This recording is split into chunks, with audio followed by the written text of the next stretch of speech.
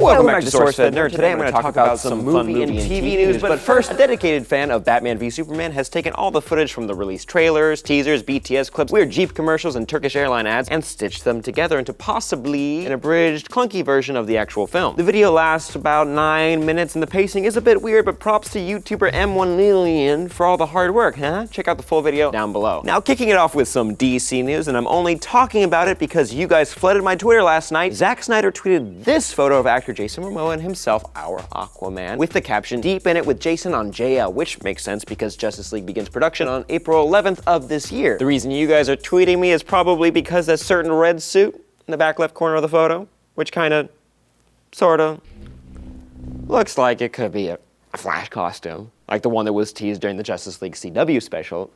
And I didn't freak out. I didn't send out a mass text to all my friends and family. And the text was definitely not a picture of me and tears streaming down my face in front of all my Flash memorabilia.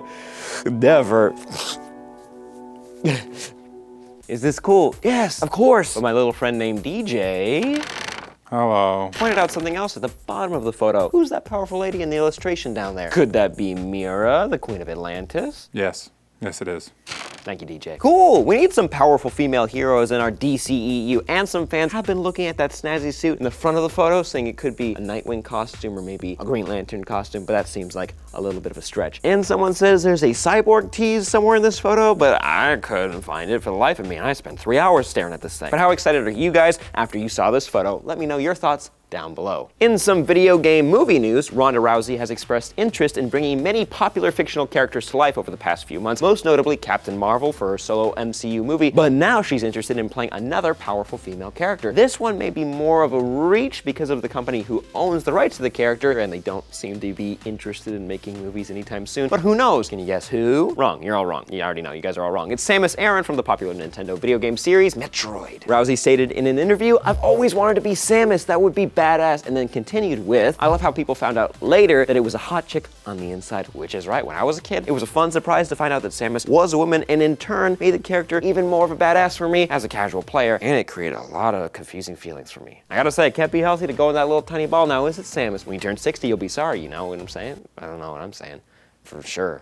Ronda's got my vote. What about you guys? Let me know your thoughts and fan casting dreams down below. And last piece of news, I was invited to attend a special screening event for Disney's upcoming film, The Jungle Book, and guys, I gotta say, I was blown away. If the movie hasn't caught your eye just yet, I feel sorry for you because this movie is like nothing I've ever seen before. What Disney, Jon Favreau, Robert Legato, the visual effects supervisor, and the entire team behind this movie has done here feels like a giant leap forward with special effects, CG work, etc. Basically, what I'm saying, guys, it feels like the future. I was treated to a few clips from the film and some time to talk to Mr. Favreau and Rob Legato about the process of shooting the movie, developing the characters, and making the animals talk, which for me seems like the biggest challenge for a live-action talking animal movie. That was extremely interesting to hear about because everything came down to studying the real animals and how their facial muscles move to make them look like they're realistically talking, and then figuring out how to make the animals emote properly in the scenes. It was freaking crazy as a movie fan to see how much time and effort is going into this film, and it made me like a giddy little kid again. John and his team want you guys to fall in love with these characters, and I did, guys, big time. And the crazy part is, there's only one live-action actor in this entire movie. Mowgli, played by Neil Sethi. He's a brand new newcomer, and I'm excited to see his career blossom after this movie. He is